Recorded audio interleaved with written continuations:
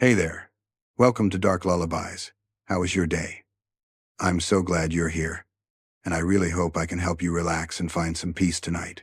Before we start, make sure to like and subscribe to the channel, and leave a comment with where you're from and what time you're watching. That way, YouTube will keep showing you stories just like this one. Okay, let's get started with the first story. Story 1. I didn't think my first real scare in the mountains would come from something as tiny and shiny as an AirTag, but that's where this all starts.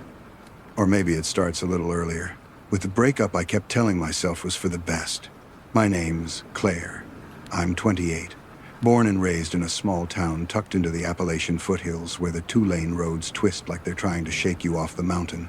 And it just ended things with my boyfriend of almost 3 years, a mechanic named Mason who had known since middle school. There wasn't some dramatic cheating reveal or screaming match in a parking lot.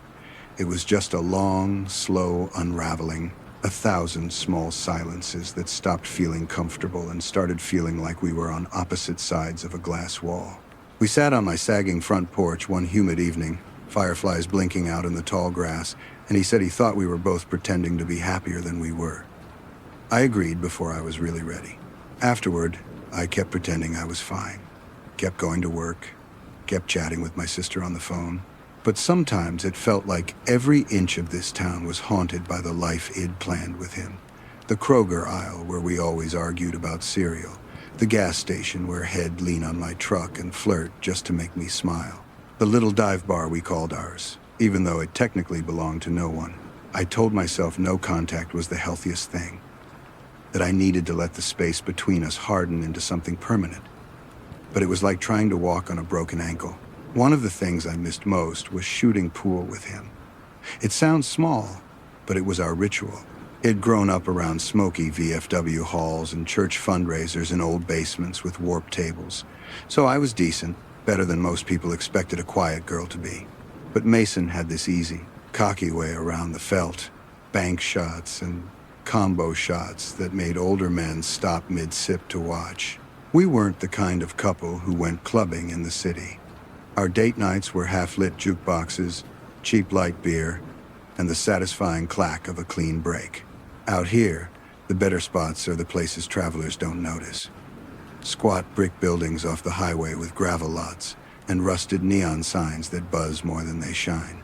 The kind of bars where the floor is a little sticky and every table has a scar or a cigarette burn.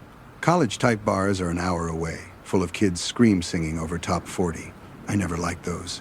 I like the places where the bartender knows everyone's truck, where the crowd skews older and no one cares what you're wearing as long as you don't start trouble.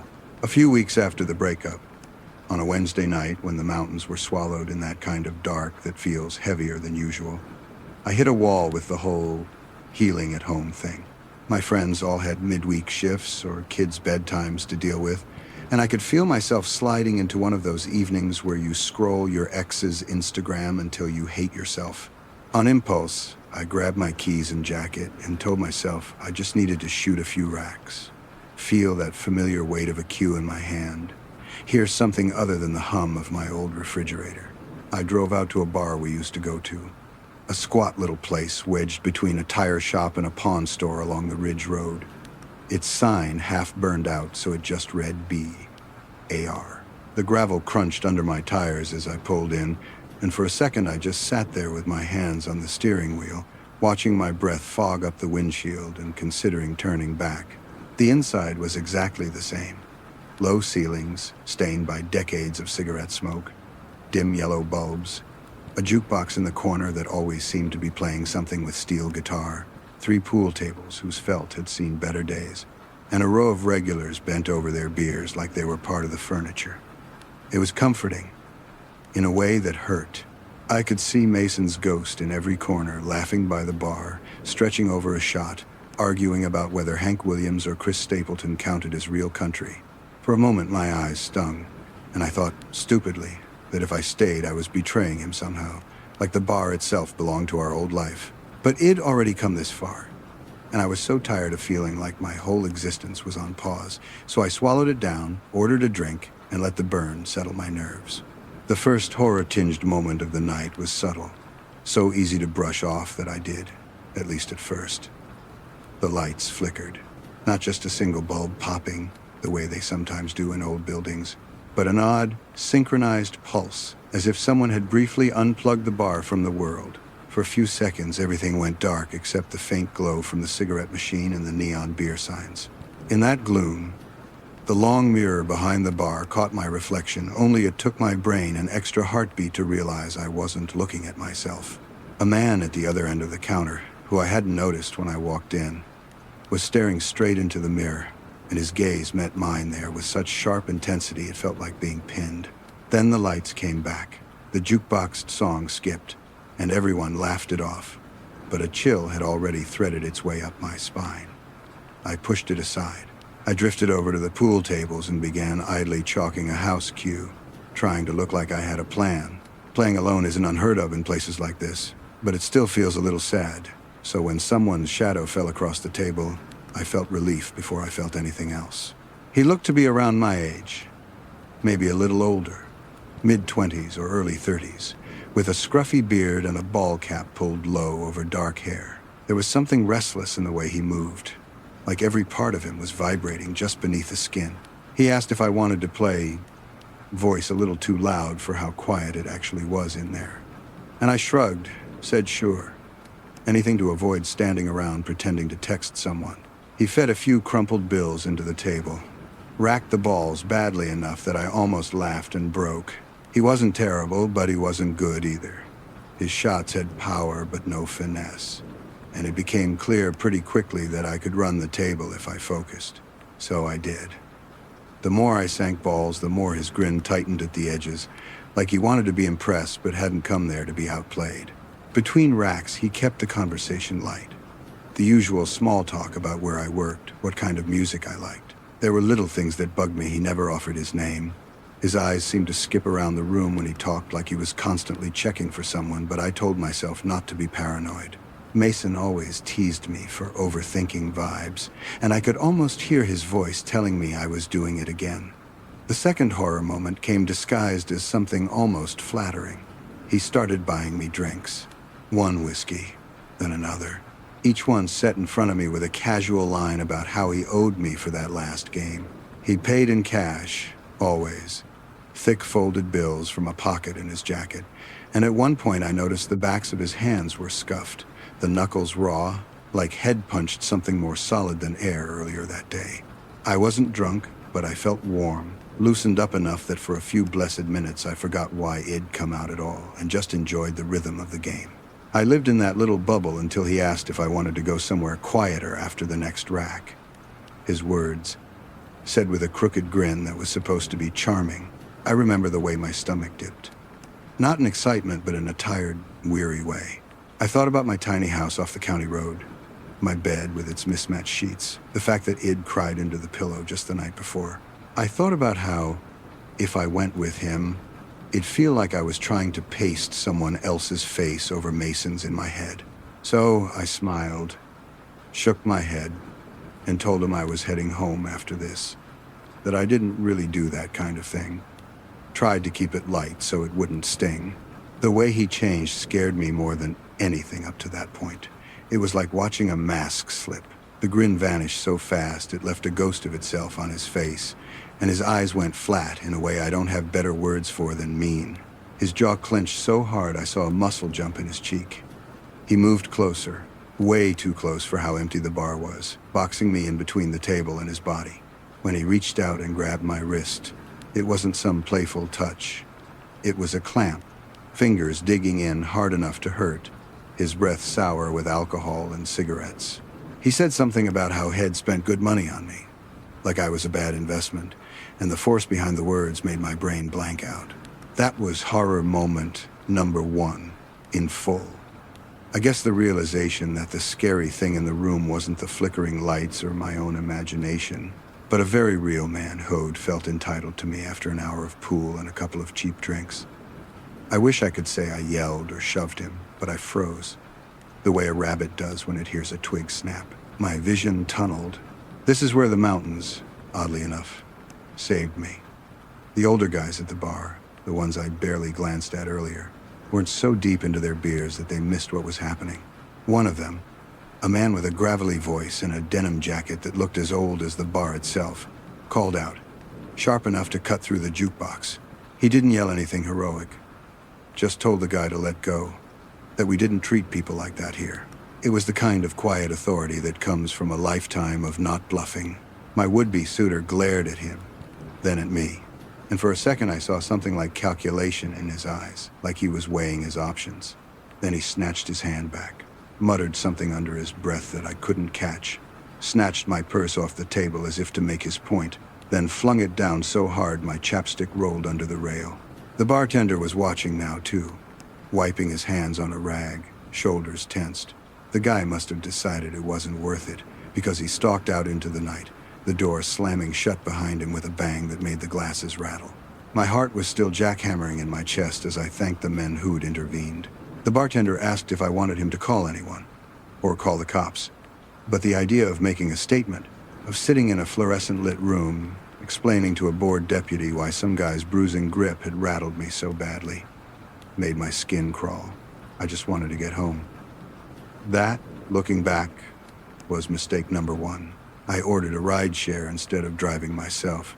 I wasn't drunk, but I wasn't totally sober either, and those twisting mountain roads are unforgiving.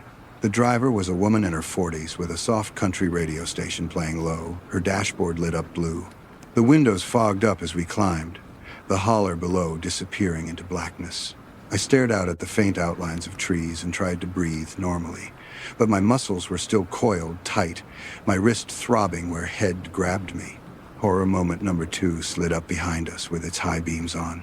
I noticed it first as a glow in the side mirror, a pair of headlights cresting the hill behind us and closing the distance faster than made sense on that road. The driver noticed too. Her eyes flicked up, then narrowed. "Hez riding my bumper," she muttered, more to herself than to me. The truck, because that's what it was, I could tell from the height of the lights, didn't pass us, even when the road briefly straightened out. It just stayed there, too close, filling the back window with harsh white light. The driver tapped her brakes once, a warning, but the truck only surged closer for a second, like it wanted to climb into the car with us, then dropped back a few feet. We hit a stretch with a sheer drop on one side and rock face on the other. No shoulder to pull onto, no houses, nothing but woods pressing in on both sides. The radio crackled. My pulse beat in my ears. Every part of my mind that had grown up hearing stories about women who went missing in these hills lit up at once. I asked her, as calmly as I could, if she knew who it was, and she shook her head, fingers choking the steering wheel. "Probably some idiot from town," she said, but there was a tightness to her voice that told me she didn't fully believe that. In the dark rearview mirror, all I could see was the vague outline of a grill and the glint of metal. When we passed the turnoff to my parents' neighborhood, the truck finally eased off, dropping further back, then turning down another road without signaling. My driver and I both exhaled at the same time, a shaky little laugh filling the space that fear had just vacated. "Guess he realized he was lost," she said, and we pretended to believe it. Minutes later, we rolled to a stop across from my place, a small one-story house set back from the road with a patchy yard and a porch swing that groaned when you looked at it too hard. The mountains loomed behind it like dark, sleeping animals. I tipped her well, thanked her, and stepped out into the cold, my breath immediately turning to mist. The night was so quiet I could hear the hum of the transformer on the pole at the edge of my yard. I walked up my short driveway, digging in my purse for my keys, that post-adrenaline exhaustion finally starting to seep in. I pulled out my phone to light my way, and that's when horror moment number 3 lit up my screen. A notification banner slid down, its cheerful little chime sounding wildly out of place under the bare branches. "AirTag found moving with you. The owner can see your location." For a second, I didn't understand what I was looking at. The words floated there, harmless, like any other alert. Then my brain caught up, and my hands started to shake so violently I almost dropped the phone. An AirTag in my stuff. Something, somewhere on me was broadcasting my location to whoever had planted it, and the app helpfully told me it had been traveling with me for about an hour. My mind raced back over the night, the flickering lights, the way Head grabbed my purse, the truck glued to our rear bumper. I ripped my bag open right there in the middle of my yard, the cold biting through my jacket as I flung my wallet, my lip balm, my crumpled receipts onto the dying grass. For a moment I couldn't find it, and a stupid part of me hoped it was some kind of glitch, some piece of tech confusion. Then my fingers brushed smooth plastic as I plunged them into the side pocket I never use. A small white circle, anonymous and ordinary, sat there in my palm, reflecting the porch light. I wanted to scream, but the sound got stuck somewhere behind my teeth. I dropped it onto the gravel and stomped on it over and over, the crunch of plastic under my boot oddly satisfying. I don't know if I actually disabled it or just damaged it. But I didn't stop until my breath came in short, painful bursts, and my vision blurred. The worst part was the emptiness. The road in front of my house was silent, no cars passing, no dogs barking, nothing but the faint wind moving through the trees. Whoever had dropped that tracker into my purse knew roughly where I live now, maybe not the exact house, given how spaced out they are on this stretch, but close enough. The old stories about people going missing in the mountains stopped feeling like urban legends and started feeling like cautionary tales it ignored. I scooped my scattered belongings back into my bag with clumsy hands, sprinted to the back door, and fumbled with my keys until I finally got it open. Once inside, I locked every deadbolt, slid the chain, shoved a chair under the doorknob even though I knew it wouldn't really do anything if someone was determined. My heart wouldn't calm down. It felt like a trapped animal in my chest.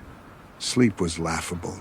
I turned on every light in the house and eventually ended up in my bedroom, sitting cross-legged on the bed with my back against the wall, staring out the window that overlooked the road.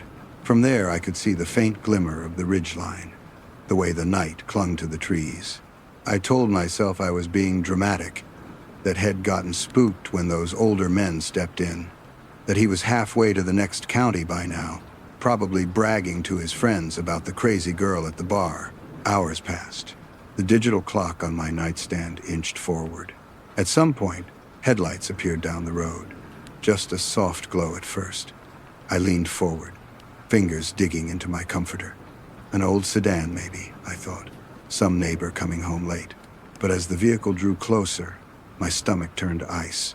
It was an older Lincoln, the kind men in town sometimes bought secondhand when they wanted to feel fancy, its paint job dulled by time, chrome trim catching the light. It rolled past my house slowly enough that I could count the dents along the side. I told myself, firmly, that it meant nothing, that people drove past my house all the time.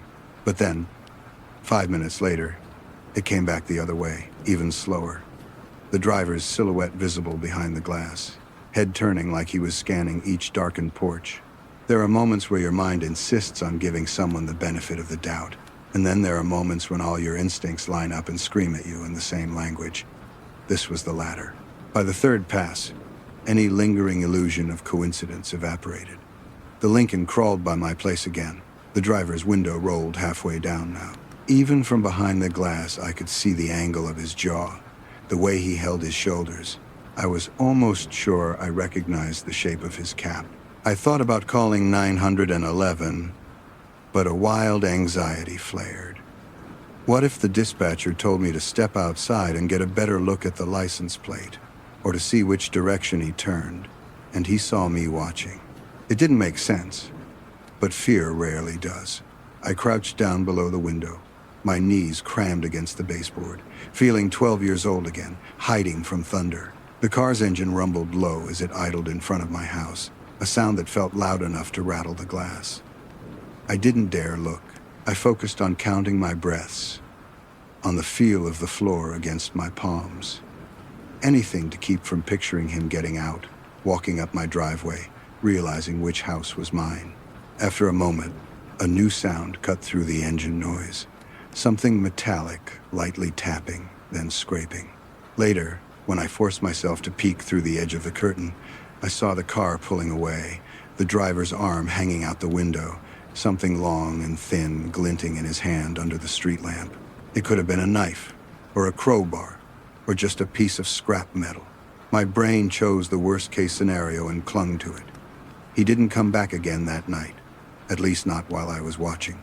I stayed on the floor until my legs went numb, listening for footsteps on the porch, the creak of the boards, anything.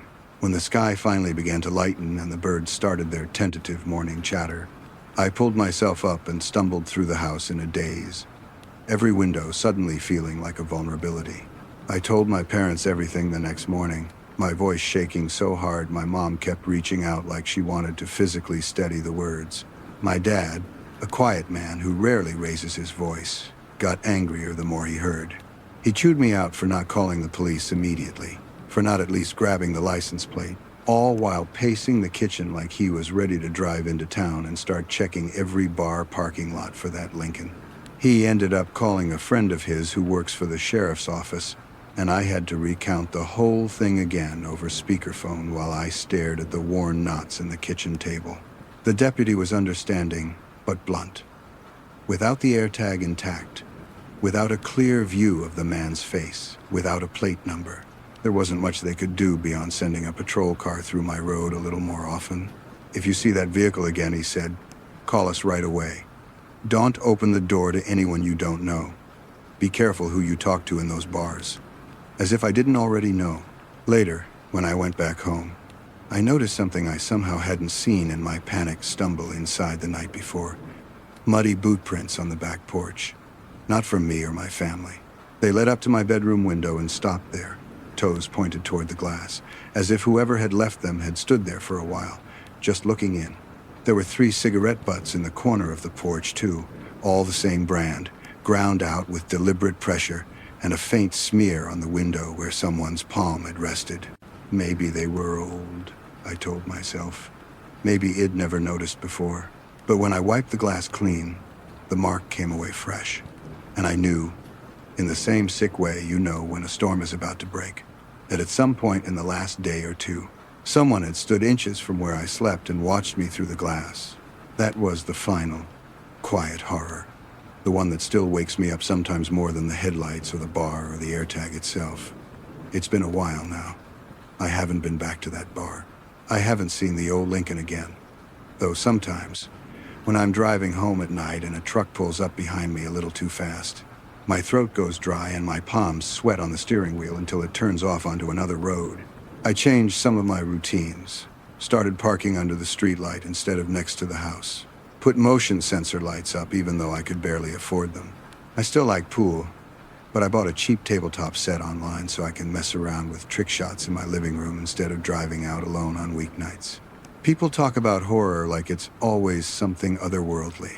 Ghosts, monsters, curses. But what scares me now is how easy it was for some stranger to decide I was a puzzle he wanted to solve, a destination he wanted to pin down on his phone, and how long it took me to trust my own sense that something was wrong. I don't have a neat ending for you.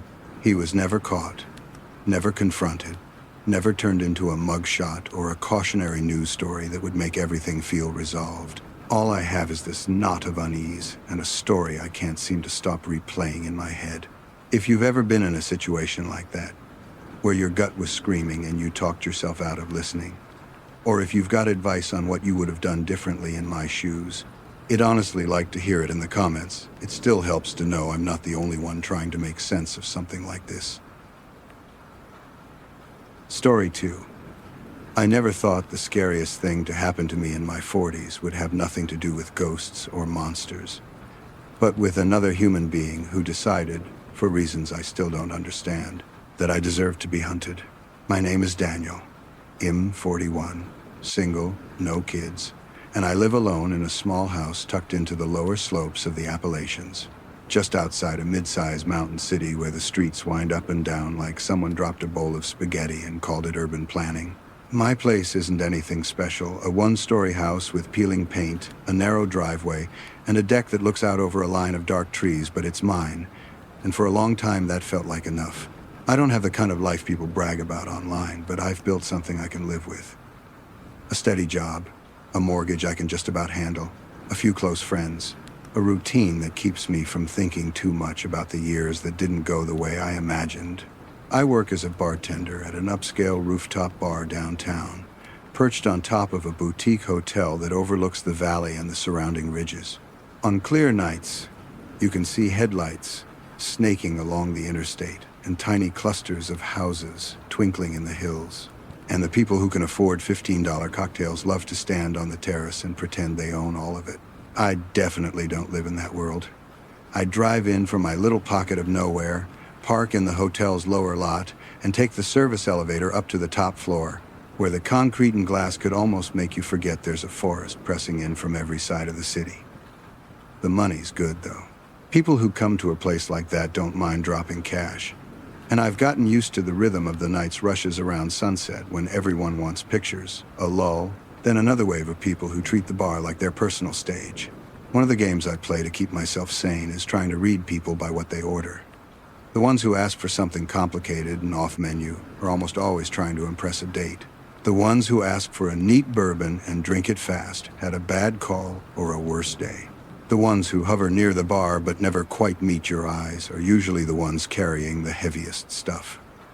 I should tell you my name early because that's part of it. Daniel. Simple, common, nothing special. That Friday night, the night this started, was one of our busiest of the summer. The heat radiated off the city even after the sun went down, and the sky over the mountains held on to this deep purple for an extra minute like it didn't want to let go. Every table on the terrace was taken. Groups clinked glasses under the string lights.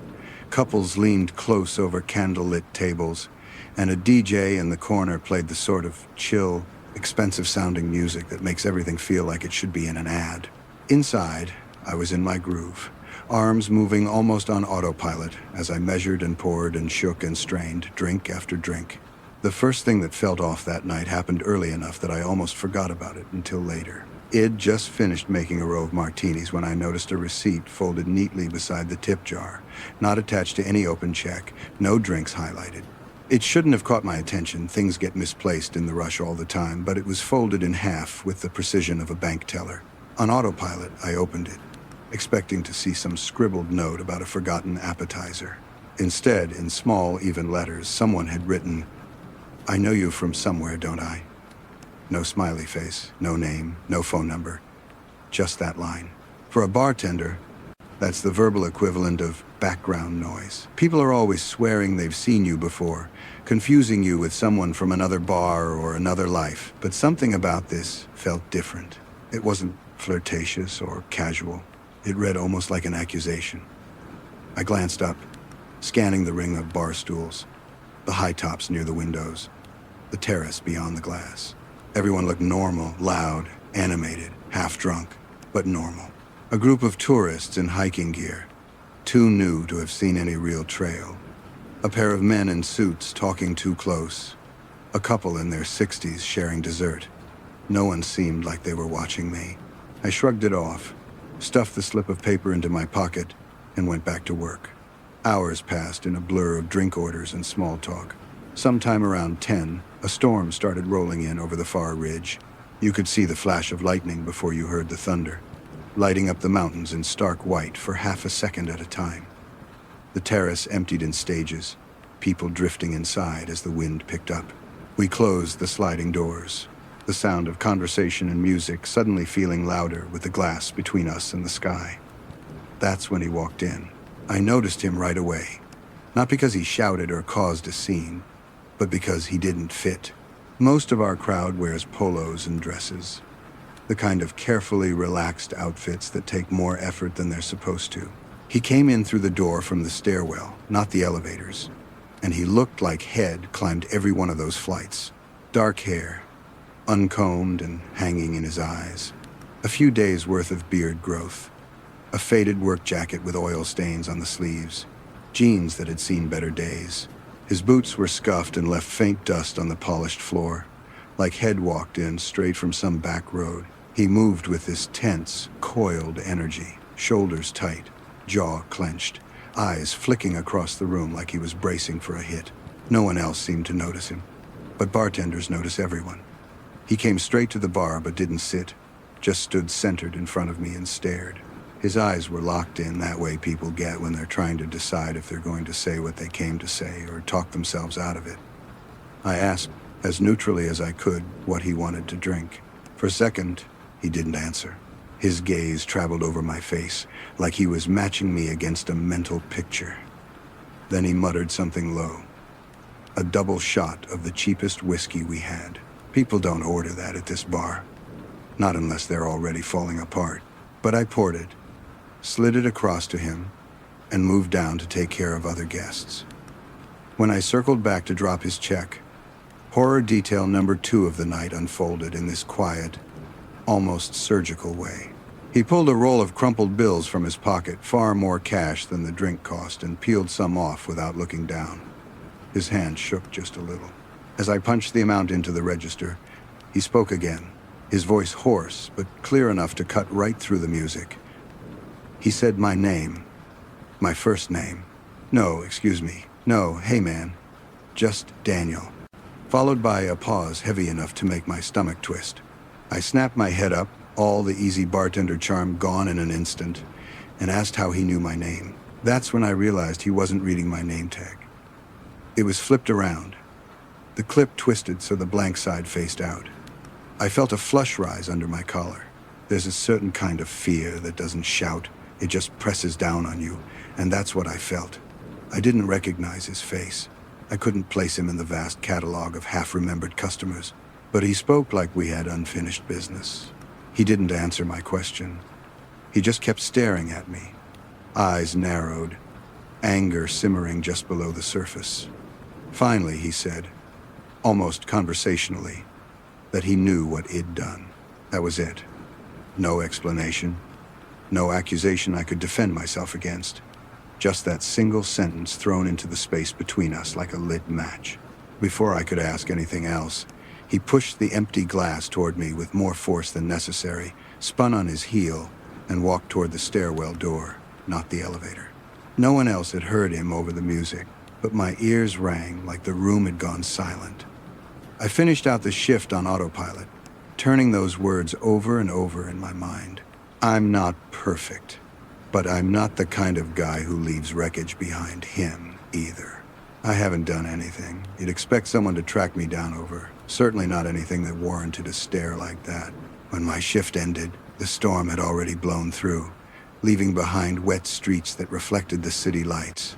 I took the service elevator down alone, watching the floor numbers crawl by too slowly. The lower parking lot felt emptier than usual. I did what you're not supposed to do when you're unsettled. I scanned the shadows between cars looking for him. Nothing. Just the hum of the hotel's HVAC units and the distant rush of highway noise. Still, as I got into my car, I locked the doors a fraction of a second earlier than usual. The drive home wound up into the dark, the city lights falling away behind me as I climbed into the hills. The road to my place is one of those narrow, 2-lane strips that hugs the side of the mountain, no guardrail in some stretches, just a long drop into trees if you misjudge a curve. I turned the radio off halfway home. The noise grated on me, and I wanted to hear if another engine came up behind me. That hypervigilance turned into horror detail number 3. My phone, sitting face up in the cup holder, lit up with a text notification from an unknown number. I shouldn't have checked it while driving, but I did, glancing down at the screen in a quick, guilty flick of my eyes. There were only 6 words. You still live up on Ridge? I froze. Ridge could mean a lot of roads in a place like this, but that's what most of the locals called mine, Ridge Road. Even though the sign had a longer, more official name, my foot eased off the gas without me telling it to. There was no contact name, just a 10-digit number I didn't recognize. I told myself it could be a wrong number, a former coworker, anyone. But my thoughts jumped immediately to the man at the bar, to his eyes, the way Head said, "I know what you did." I didn't answer. I put the phone face down and concentrated on the painted lines in the headlights. When I finally turned onto my road, my shoulders were so tight they ached. My house sits in a small cluster of other homes, each one with a little patch of yard and a lot of dark between them. There aren't street lights, just the occasional porch light. Mine was off. I always leave it off when I'm not home. The motion sensor light over the driveway flicked on as I pulled in, revealing nothing except the glistening wet grass and the familiar outline of my front steps. I sat there for a minute after I cut the engine, listening. No car behind me. No engines. Just the ticking of my own cooling hood and the steady hum of crickets rising from the trees. Inside, everything was exactly how Eid left it. The kitchen light Eid forgotten to switch off. The dish Eid rinsed but not put away. The pair of shoes kicked off near the front door. I checked the locks front, back, and the sliding door off the deck. All secure. That should have been the end of it. I took a quick shower, trying to wash the smell of citrus and liquor and other people's perfume off my skin, pulled on an old t-shirt, and crawled into bed. Sleep, when it finally came, was shallow and full of half-dreams where I was back at the bar and everyone there knew something about me that I didn't. I woke up sometime after 3 in the morning with my heart already pounding, like my body had registered something before my mind did. The room was dark, the kind of dense, heavy dark you get when the sky is overcast and there's no moon. For a few seconds, I lay there, listening. At first, all I heard was the soft whir of the ceiling fan and my own breathing. Then, I became aware of something else. A presence. A shape that hadn't been there when I fell asleep. There's a particular corner of my bedroom, near the door, where the shadows tend to gather. Normally, I know exactly what's there. An old chair piled with clothes, a laundry basket, the faint line of the doorframe. That night, the darkness had a different outline. It was taller, narrower, more vertical. It looked unmistakably like a person standing very still in the corner of the room, just inside the door. There are a lot of things you can rationalize in an old mountain house. Wind, settling wood, the sounds of animals on the roof or under the porch. But you can't rationalize a human silhouette where one shouldn't be. Every muscle in my body locked. I kept my breathing even, forcing myself to keep my eyes half-lidded, like it just stirred in my sleep. The fan ticked softly. The shadow didn't move. I told myself it was a trick of my brain. A coat hanging weird on a hook. A stack of boxes casting unfamiliar shapes. But deep down, I knew better. The feeling in the room had changed. The way it does when someone walks in behind you and you haven't heard them yet. I counted silently in my head. 1, 2, 3. On 4, I threw the covers back and lunged out of bed with a shout, heart in my throat, aiming myself toward the door in some half-formed plan to either scare whoever it was or force them back. The shape jolted to life in a blur of movement, just as real and solid as I'd feared. Whoever it was bolted for the door, moving fast, brushing past me so close I felt the displaced air. Something clattered to the floor as they went. By the time I reached the hallway, the front door was already swinging shut, the night outside swallowing any trace of them except the echo of their footsteps on the porch. I stood there in my bare feet, chest heaving, listening, but the only sound was the distant rush of wind through the trees. I wanted to throw the door open and run into the yard, try to see which way they'd gone, but a cold, animal fear held me back. Every instinct I had screamed that going outside would be stepping into someone else's plan. And I am not a brave man. Not in that way. I slammed the door instead, locked it, slid the deadbolt, and then stood there with my forehead against the wood until my breathing slowed enough to move. Only then did I remember the sound I'd heard in the bedroom, the clatter. I went back, turned on the light with a shaking hand, and saw it lying on the floor in the corner where the shadow had been. One of my own kitchen knives, the long chef's knife from the block near the stove. It shouldn't have been there. I hadn't used it that day. Hadn't cooked anything more complicated than toast before I went to work. My stomach turned. I walked to the kitchen in a daze and looked at the knife block. The empty slot confirmed what I already knew. Someone had entered my house while I slept, gone into my kitchen, selected a knife, and then, for reasons I don't want to dwell on too long, stood in the dark corner of my bedroom watching me until I woke up. The police came after I called 911 with fingers that barely worked. 2 patrol cars pulled up in the gravel outside, the red and blue lights bouncing off the trees and waking half the birds in the woods. They searched the house, the yard, walked along the tree line with flashlights, but found nothing. No broken windows, no forced locks, no footprints in the soft ground the rain had left behind. Every door and window was intact. If I hadn't seen that figure, hadn't found the knife, it would have been easy to believe it imagined the whole thing. I gave them as detailed a description as I could of the man from the bar, and they said they'd asked the hotel for security footage from that night. but I could tell from their faces that without something more concrete, without a license plate, a clear shot of his face, an actual attack, they didn't have much to go on. One of the officers asked if maybe Id left a door unlocked by accident. I told him no, so firmly he blinked. I lock my doors every night, deadbolts and all. Living alone in the mountains does that to you. To this day, no one has figured out exactly how he got in. There were no marks on the locks, no glass on the floor. The working theory is that maybe I didn't close a window all the way, or that I forgot one of the doors in my rush to shower and pass out, but I replay that night over and over, and I can't find the moment where I slipped. What sticks with me most, more than his words at the bar, more than the text, more than the knife on the floor, is the feeling of being watched in a place I'd always considered the safest spot I had in the world. My home used to be the one place I could let my guard down.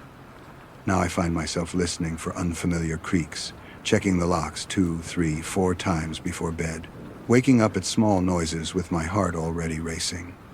I moved the bed so it's not directly across from the door. I installed cameras and more motion lights I can't really afford. I stopped taking the late shifts as often. I wish I could end this by telling you the guy was caught, that the hotel camera showed his face clearly, that there was some logical explanation for why he thought he knew me or what he'd supposedly done. But that hasn't happened. Some nights I convince myself it was all some twisted random encounter and he's long gone, aimed at a different target in a different town. Other nights, when the wind shakes the trees against the side of the house or my phone buzzes unexpectedly after midnight, I feel that same cold weight settle in my gut, like a reminder that not everything in these mountains that moves in the dark has 4 legs. I don't share this to scare anyone for the sake of it. I guess I'm still trying to make sense of it myself. If you've ever had someone fixate on you like that, or had your safe place suddenly feel like a stage where you're under a spotlight you never asked for, I'd honestly like to hear how you handled it. Or if you're reading this thinking of all the things I should have done differently, calling the cops sooner, demanding the hotel take it more seriously, changing my locks that very night, tell me in the comments. It might sting a little, but maybe it'll help someone else who recognizes that same cold, watchful feeling and needs to know they're not just imagining it. Story 3. I work nights at a bar and grill off a 2-lane highway that cuts through a valley in the Appalachians. The kind of place where the mountains lean in on both sides like they're listening. My name is Lauren. I'm 30. And for the last 5 years, my life has been measured out in drink orders, ticket times, and the low, constant hum of other people's conversations. The bar sits on the edge of a small college town, in that weird middle ground where out-of-state students with trust funds mix with guys who just clocked out from the sawmill. On weekends, it's packed. Not because the food is amazing or the decor is special, but because there's nowhere else around here that stays open late and feels even remotely like a scene. We don't have servers. It's just bartenders like me and a small kitchen crew in the back. If you want food or a soda, you come up to the bar, place your order, and we shout your name when it's ready. It's chaotic and loud, and sometimes the floor is slick with spilled beer by midnight, but I weirdly like the pace. It keeps my brain from spiraling too much about everything else in my life. The relationship that ended, the degree I never finished, the feeling that I have somehow gotten stuck in a life that wasn't supposed to be permanent. A typical Saturday night for us looks like this. The speakers turned up just loud enough to make people lean in. A line 3 deep at the bar. Clusters of students in college sweatshirts crowding the standing area near the DJ booth, and a mix of regulars who anchor the stools closest to the taps. I love people watching, and bartending feeds that curiosity. You can tell a lot about someone by how they stand when they're waiting, how they react when they've been standing too long, what kind of drink they order when they're stressed. For the most part, the chaos is predictable. That particular night started out like all the others. The air outside had that damp mountain chill that settles in after dark. But inside the bar, it was warm, the windows slightly fogged from body heat and fryer grease. A group of college kids had already claimed the corner near the DJ, ordering round after round of tequila shots and turning every toast into a messy spectacle. One of them had tried the same corny pickup line on me 3 different times, clearly too far gone to remember that I'd already heard it and laughed politely. The music thumped just enough that the plates behind the bar rattled occasionally. I was halfway through pouring a row of gin and tonics when the first detail of the night nudged at me. Small enough that it didn't register as horror yet, just as a gentle wrongness. Over by the far corner of the dining area, where the booths lined the wall, table 12 sat empty, or at least I thought it did. It's the booth closest to the fire exit, half in the shadow of an old framed photograph of the town from the 1950 seconds. I glanced over, saw the cracked red vinyl, the salt and pepper shakers, the laminated menu with a corner peeling up. Then my brain caught something that didn't match. 2 glasses of water sweating on the table. I hadn't poured them. Nobody had ordered food to that number on the screen in front of me. We don't have waiters. No one should have been serving that table but me, and I hadn't been near it all night. For a second I wondered if I was mixing up nights, if maybe the glasses were left from earlier, but the ice was still mostly intact, not yet melted into the slushy mess it becomes after a while under the heat of the room. My hands kept working, years of muscle memory lining up lime wedges and pouring tonic, but a part of my mind stayed snagged there at table 12 with its 2 sweating glasses and no visible customers. I told myself one of the other bartenders must have taken pity on some older couple who didn't know how the system worked and had dropped off water before sending them to the bar to order. It was the kind of small kindness people around here still show each other. I forced my attention back to the crush of faces in front of me. Time blurred, the way it does when you have 20 things to do at once. When I looked up again, a half hour, an hour later, they were there. An elderly couple sat in the booth at table 12 as if they'd always been there.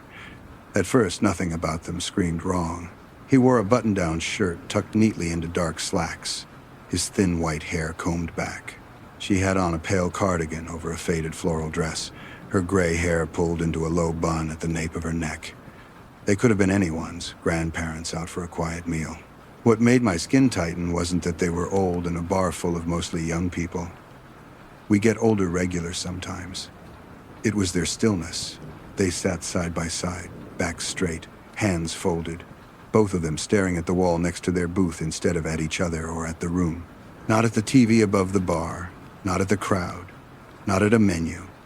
Just the blank section of wall beneath that old framed photograph.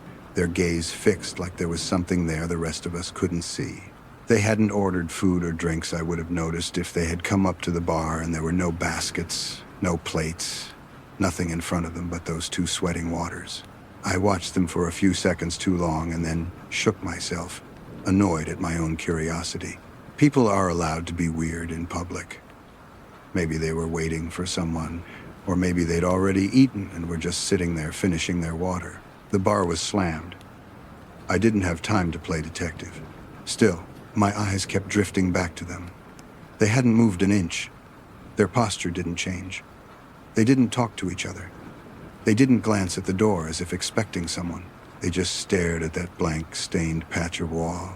There's a fine line between fascination and unease, and I crossed it when I realized I'd stopped moving my hands mid-pour, a bottle hovering stupidly over a glass while the person waiting raised their eyebrows.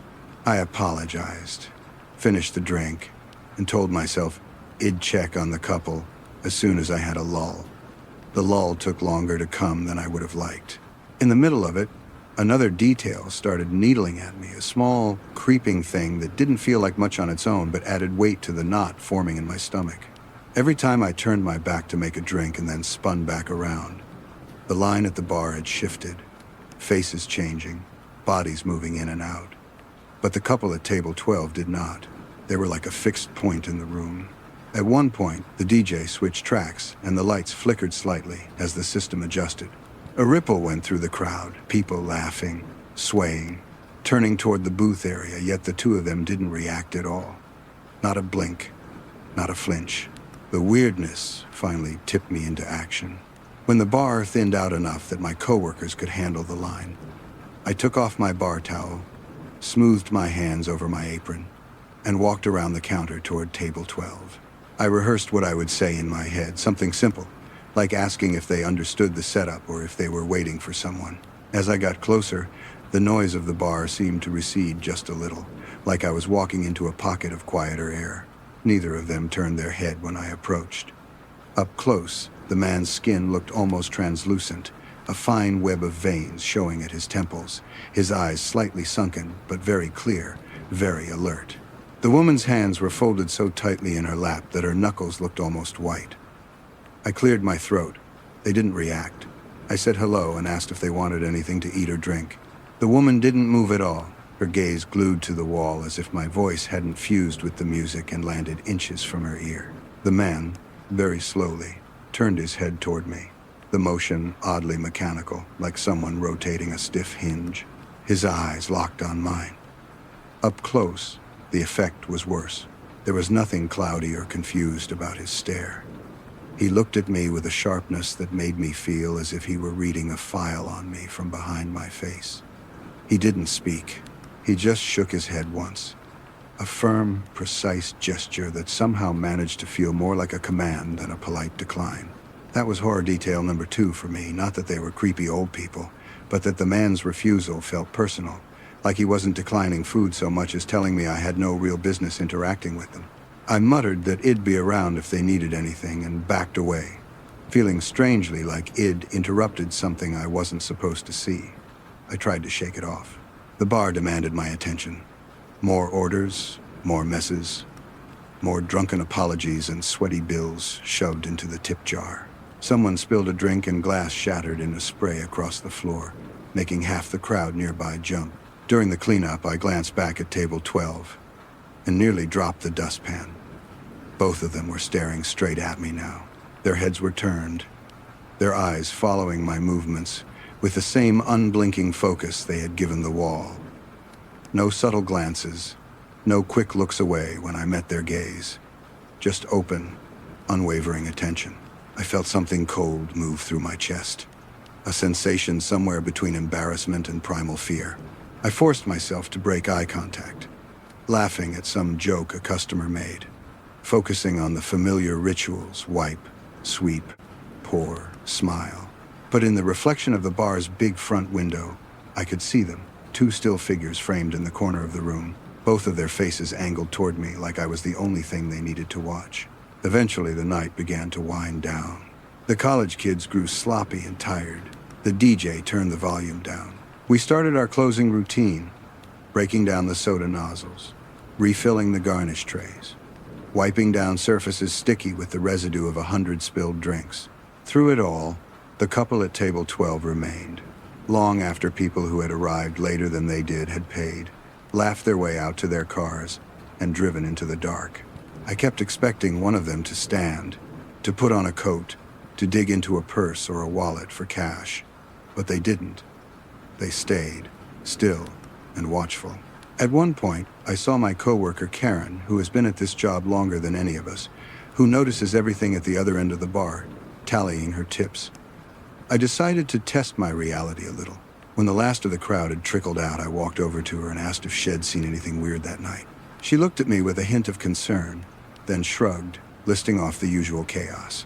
The tequila kids, the guy who almost fought someone over a pool game, the couple who made out so aggressively in a booth that she had to tap the table and tell them to get a room. I pressed a little, asking if she'd noticed an older couple in the corner booth, table 12. The question hung there for a moment, heavier than I intended. Karen frowned, thinking, then shook her head slowly. She started describing almost everyone who had ordered food, even recalling specific orders and clothes, but nowhere in her list did the elderly couple appear. She made a joke about me hallucinating from bleach fumes, and I laughed along with her, but a part of me felt like someone had opened a trapdoor under my feet. I glanced over her shoulder at table 12, ready to point them out, to prove to myself that, of course, they were real. Of course I wasn't inventing things. The booth was empty. No pale hair, no floral dress, no glasses of water, just an abandoned napkin and the salt shaker knocked slightly askew. My laugh died in my throat. I hadn't seen them get up. I hadn't seen them walk past the bar to the exit, or heard the door, or noticed the shift in the air their absence would have created. One minute they were there, staring at me with unsettling focus, and the next they were gone, leaving behind nothing I could point to that proved they'd been real at all. We finished closing in a haze. As I wiped down table 12, more out of a need to confront it than because it needed cleaning, I noticed a new detail. one that hadn't been there at the start of the night. Carved into the underside of the table's wooden edge, where you wouldn't see it unless you were looking, were small, rough letters scratched into the varnish. It was hard to make out in the dim light, but after a second I realized they were initials, followed by a 4-digit number, my own initials, and the last 4 digits of my cell phone number. That was horror detail number 3, the one that made the hairs rise on the back of my neck and my fingers go numb around the rag. There was no plausible way for that to be some random coincidence. I had never noticed it before, despite wiping that table 100 times. Someone had carved it recently, carefully, while sitting there long enough to do it without drawing attention. I didn't mention that to Karen.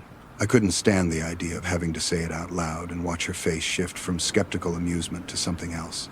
We locked up and walked out together into the cool night air. She peeled off toward her car with a wave, and I headed across the lot toward mine, which was parked under the only working streetlight. As I approached, I fumbled for my keys, palms sweaty despite the chill. The parking lot is across a small 2-lane road from a strip of empty storefronts, their dark glass reflecting the weak glow from the bar's sign. I was halfway to my car when I saw them. Across the road, under a different streetlight that cast more shadow than illumination, 2 figures stood side by side on the sidewalk in front of a closed thrift store. They were not moving, and even from that distance, framed by darkness, their silhouettes were unmistakable. An older man in a button-down, an older woman in a cardigan, their heads turned in my direction. I froze, half-crouched by my car door, the keys biting into my fingers. The smart thing to do would have been to get in, lock the doors, and drive away without looking back. But for a few seconds I felt pinned in place, like we were caught in some silent standoff. Cars occasionally zipped past on the highway a little further up, but our little stretch of road was momentarily empty. There was no one else around to witness any of it. I blinked once, twice, trying to convince myself that the distance and the shadows were playing tricks on me. When a gust of wind blew down the street, tugging at my hair, the woman's cardigan fluttered ever so slightly, confirming they were not mannequins or reflections, but solid bodies. I couldn't make out their faces clearly from that far, just the pale ovals turned toward me. My heart thudded so hard I could feel it in my throat. I got into my car in one swift motion, locked the doors, and started the engine with hands that shook so badly I had to try twice. When my headlights came on and swept across the opposite side of the street, the sidewalk under the streetlight was empty. No couple, no silhouettes, just the closed thrift store and the empty glass reflecting my own beams back at me. I drove home on autopilot, replaying every second, trying to find the seam where logic could slip in and close the gap. I told myself they were just 2 random people, that maybe they'd crossed the street while I was fumbling with my keys and disappeared into the alley. I reminded myself that carvings on the underside of tables could be old and unnoticed, that coworkers miss things all the time. I also couldn't shake the feeling that throughout the night, someone had been watching me very deliberately, studyingly, and that I might never know what they wanted or why they chose me out of everyone in that bar. Nothing dramatic happened after that. I never saw the couple again. No strange notes appeared in my locker. No unknown numbers started calling my phone. Life at the bar snapped back into its usual rhythm of busy weekends and slow weeknights, of drunk students and worn-out locals, of orders and cleanups and stories that blur together. But Table 12 feels different to me now. I find excuses not to seat anyone there if I can help it, and when I clean it at the end of the night, my fingers always hesitate for a second before they graze the underside where those carved letters sit, crude and permanent. I still don't know what to make of that night. Were they part of some twisted game, people who get off on unnerving strangers? Did I briefly cross paths with something darker, something that chose to observe rather than act? Or did I catch a glimpse of the way certain people pass through the world, invisible to almost everyone except the ones they decide to fix their attention on for a while? I'm not sure I'll ever have answers, but the memory hasn't faded the way so many bar stories do. If you've ever had something like this happen where someone watched you just a little too closely, or left behind a reminder that said, "I see you," without any explanation, I'd honestly like to hear about it in the comments. Maybe your perspective or your theories on what that couple was doing and why they carved my information into that table, will make this feel less like a private nightmare and more like something I can at least understand, even if I'll never be able to completely forget it.